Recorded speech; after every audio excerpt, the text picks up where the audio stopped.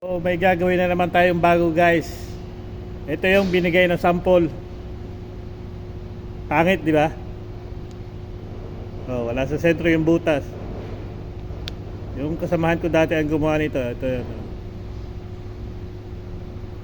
Pero ito ang gagawin natin.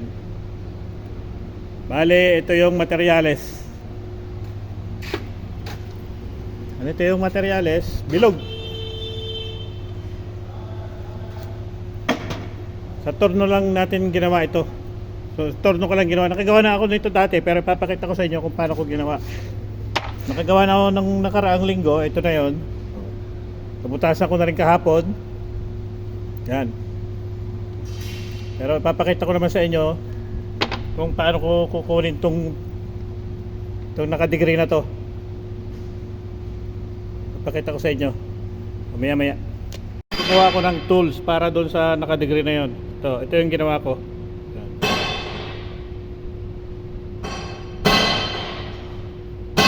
Ito tool bit, tapos ito 3/8 na keybar. 3/8 na keybar yan. Tapos dito ko ito. Yan.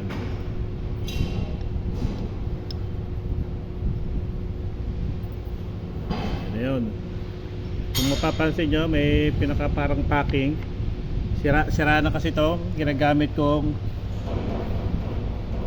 milling vise.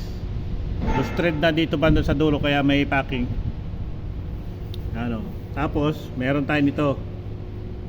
Kita nyo yan, pinaka starter yan, para pare-pareho ang sukat.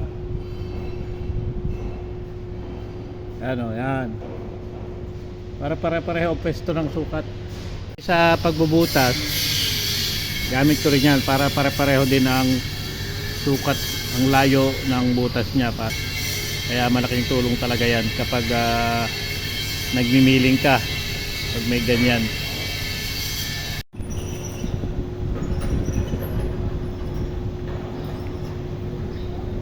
Kailangan yan may stopper yan. Kailangan tututok siya dyan para pare-pareho ang sukat.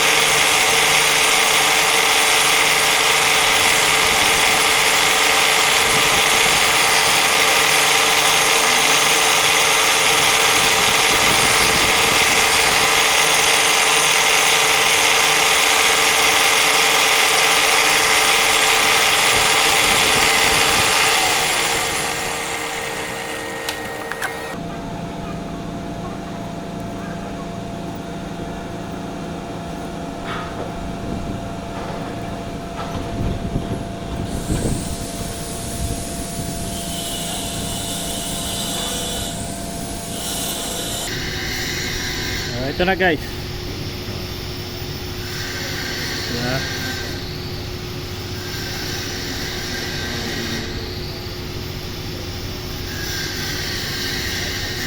Ito na nga po yung natapos natin na project. Yan, oh. Kung mapapansin nyo, oh, di ba? Pantay-pantay.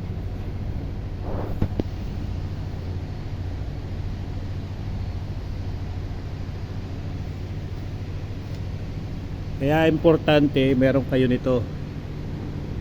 Ito inadapt ko lang sa magnet ng dial indicator. Kaya importante may ganyan kayo pag nagmimiling kayo. Kapag ayan, oh, diba? So natapos na. Humihingi lang ako ng pasensya kasi hindi ko nagawa yung eksaktong sample. Ito kasi yung sample na ewan ko kung para sa inyo ay maganda, pero para sa akin hindi maganda eh. Thank you sa panonood. Follow for more. Thank you, guys.